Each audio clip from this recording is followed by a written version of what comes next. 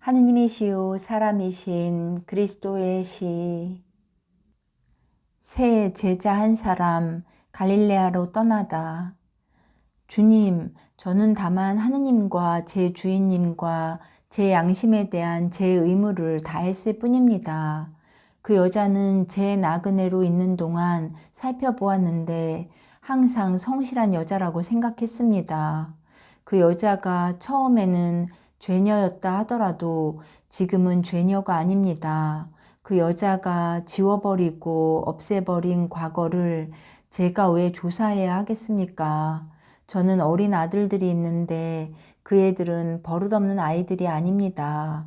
그 여자는 정말 아름다운 그의 얼굴을 보인 적도 없고 목소리를 듣게 한 적도 없습니다. 저는 그 여자가 상처 때문에 비로소 그 음방울 소리 같은 목소리를 들었다고 말할 수 있습니다. 그렇지 않고는 그 여자가 별로 청하는 것도 없었지만 청할 때에는 언제나 저 아니면 제 아내에게 청했는데 베일 뒤에서 하도 작은 목소리로 속삭여서 알아듣기가 어려울 정도였습니다. 그 여자가 얼마나 조심성 있었는지도 보세요. 그 여자가 있는 것이 해를 끼칠 염려가 있게 되자 떠나갔습니다. 저는 그 여자를 보호하고 도와주겠다고 약속했습니다만 그 여자는 그것을 이용하지 않았습니다. 율락 여성들은 결코 그렇게 행동하지 않습니다. 저는 그 여자가 부탁한 대로 그 여자를 위해 기도하겠습니다. 이 선물이 없어도요. 주님, 이것을 받으십시오. 그 여자의 영적인 이익을 위해서 이것으로 애긍을 하십시오. 주님께서 하십시오. 그러면 그 여자에게 확실히 평화를 가져다 줄 것입니다. 관리인은 예수께 공손히 말한다. 점잖은 얼굴에 몸이 뚱뚱한 미남자이다. 그의 뒤에는 아버지를 닮은 어린 사내아이 6명이 있는데 솔직하고 영리한 얼굴을 하고 있으며 아내가 있는데 호리호리하고 매우 온순한 여자여서 어떤 신의 말을 듣기라도 하듯이 남편의 말을 들으며 머리를 끄덕여 그의 말에 찬의를 표한다. 예수께서는 금팔찌를 받아서 베드로에게 건네주시며 가난한 사람들 몫이다 하고 말씀하신다. 그런 다음 관리인에게로 몸을 돌리시고 말씀하신다. 이스라엘 사람 모두가 당신처럼 올바르지는 않습니다.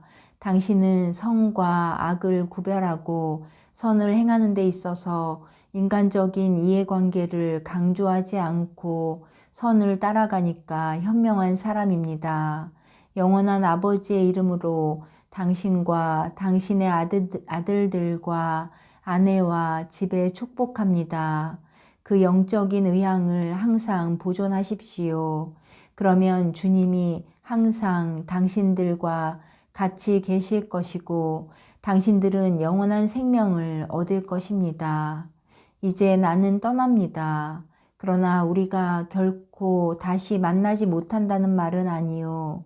나도 다시 오겠고 당신들도 언제나 내게로 올 수가 있을 것입니다. 당신들이 나를 위해서 그리고 그 가엾은 여자를 위해서 해준 모든 것 때문에 하느님께서 당신들에게 평화를 주시기를 바랍니다. 관리인과 아이들과 끝으로 아내가 무릎을 꿇고 예수의 말에 입맞춤한다. 예수께서는 마지막으로 강복하는 손짓을 하시고 제자들을 데리고 마을을 향하여 멀어져 가신다. 그런데 그 짐승 같은 사람들이 아직 여기 있으면 어떡하지? 하고 필립보가 묻는다. 길에서 말하는 사람을 막을 수는 없을 거야. 없는 거야 하고 알페오의 유다가 대답한다. 그렇기야 하지. 그러나 그들이 보기에 우리는 파문당한 사람들이란 말이야. 아, 그들 하는 대로 내버려둬. 그게 걱정이 되나?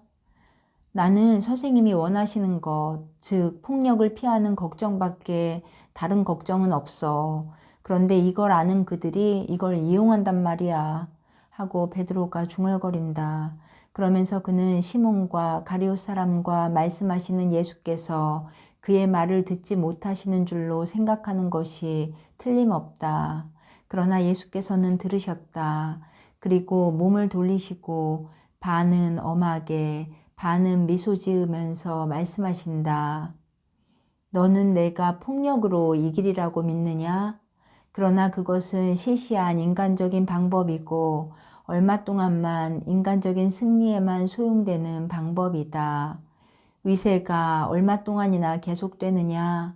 그것이 굴복시키는 사람들에게 그것 자체가 반작용들을 일으키고 그 반작용들이 합쳐져서 더 큰 폭력을 낳아 위세를 쓰러뜨리게 되는 그 동안만 계속되는 것이다. 나는 일시적인 나라를 원치 않는다. 내가 원하는 것은 영원한 나라, 즉 하늘나라이다. 몇 번이나 너희들에게 그 말을 했느냐? 그런데 또 몇 번이나 그 말을 해 주어야 하겠느냐? 이 말을 이해할 때가 오겠느냐? 그렇다. 이것을 너희가 이해할 때가 올 것이다. 주님, 그것이 언제입니까? 저는 덜 무식하게 되기 위해 한시라도 빨리 이해하고 싶습니다.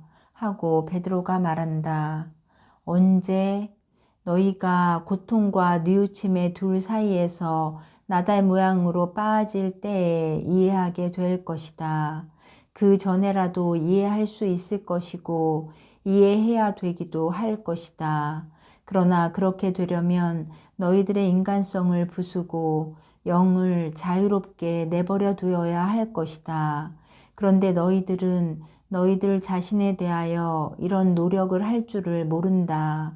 그러나 너희들도 이해할 것이다. 이해하게 되고 말고 그때에는 내가 하늘나라, 즉 영의 나라를 세우기 위한 인간적인 방법으로 폭력을 쓸 수가 없었다는 것을 너희가 이해할 것이다. 그러나 그때까지 두려워하지 말아라. 너희들을 불안하게 만드는 저 사람들이 너희들은 아무렇게도 하지 않을 것이다. 그들에게는 나를 쫓아낸 것으로 충분하다. 그러나 회당장에게 통지해서 관리인의 집으로 오라고 하거나 큰 길에서 우리를 기다리라고 하는 것이 더 쉽지 않겠습니까? 아이고, 오늘은 내 토마가 얼마나 조심성 있는 사람인가. 그러나 그것이 쉽지는 않았다. 아니, 오히려 더 쉽기는 했을 것이다. 그러나 그것이 정당하지는 않았다. 그 사람은 내게 대해 영웅적 정신을 보여주었다. 그는 나 때문에 그의 집에서 모욕을 당했다. 그러니까 내가 그의 집으로 가서 위로하는 것이 옳은 일이다.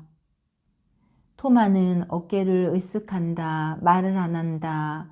마을이 나타난다. 마을은 넓기는 하지만 지금은 잎이 다 떨어진 과수원들과 많은 양목장 가운데 집들이 있는 시골 마을이다. 고원으로 올라가거나 거기에서 내려오는 양떼들의 우는 소리가 사방에서 들려오는 것으로 보아 이곳은 방목에 유리한 고장인 모양이다.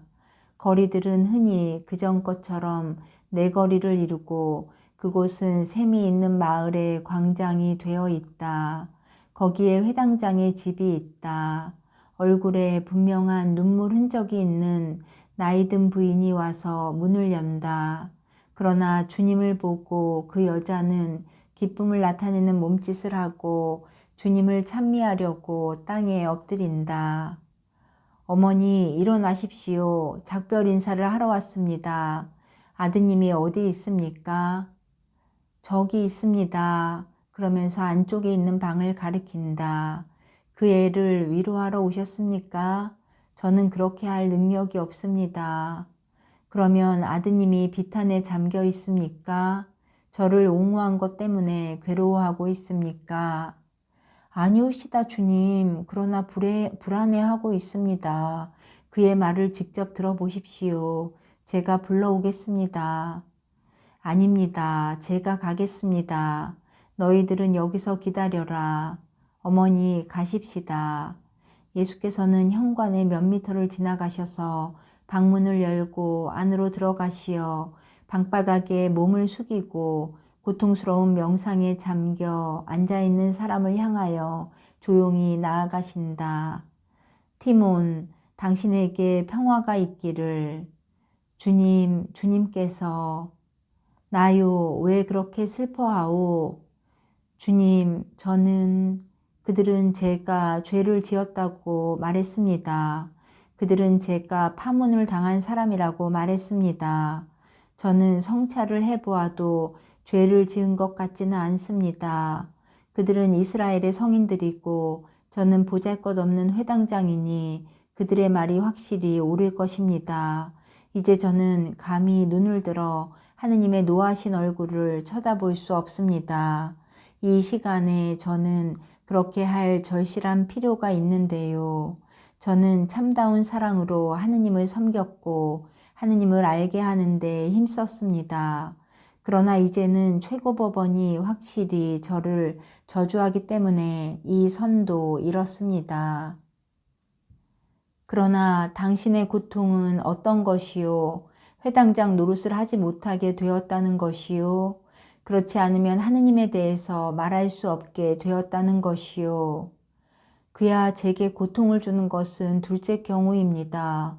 선생님의 말씀은 회당장의 직무에서 오는 이익과 명예 때문에 회당장 노릇을 못하게 된 것이 제 마음에 들지 않는 것이냐고 하시는 말씀으로 생각합니다마는 거기 대해서는 걱정하지 않습니다.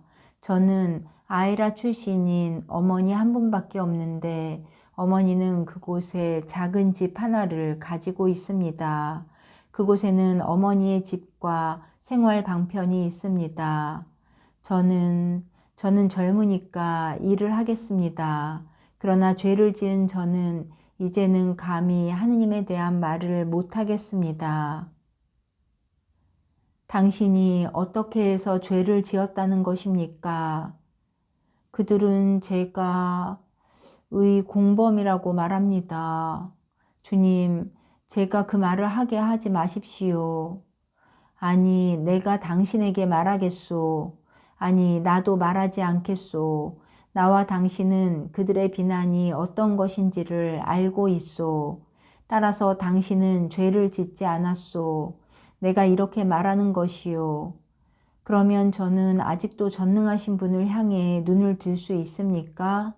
저는 선생님을 여보시오. 뭐요? 겁을 먹은 것처럼 갑자기 말을 멈춘 사람에게로 몸을 기울이실 때 예수께서는 말할 수 없이 다정스러우시다. 뭐요? 내 아버지는 당신의 눈길을 찾으시고 그것을 원하시오. 그리고 나도 당신의 마음과 생각을 원하오. 그렇소. 최고 법원은 당신을 칠 것이요. 그러나 나는 팔을 벌리고 당신에게 말하오. 오시오 하고 내 제자가 되기를 원하오. 나는 당신에게서 영원하신 주인의 일꾼이 되기에 필요한 모든 것을 발견하오. 내 포도밭으로 오시오. 그런데 그 말씀을 진정으로 하시는 것입니까? 선생님, 어머니 들으셨어요? 어머니, 저는 행복합니다. 저는 이 고통에 축복합니다. 이 고통이 기쁨을 제게 가져다 주었으니까요. 아이고 어머니, 큰 잔치를 벌립시다. 그런 다음 저는 선생님을 따라갈 터이니 어머니는 어머니의 집으로 돌아가세요. 주님, 곧 가겠습니다.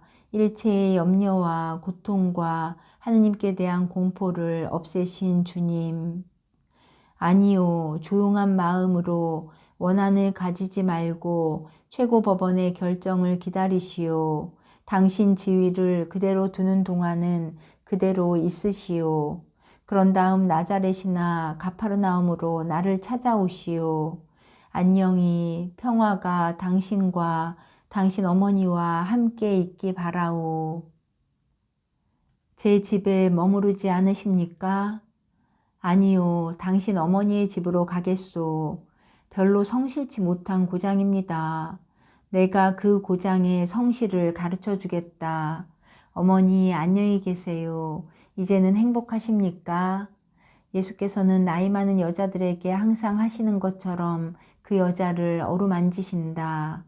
나는 예수께서 나이 많은 여인에게는 거의 언제나 어머니라고 부르시는 것에 주목한다.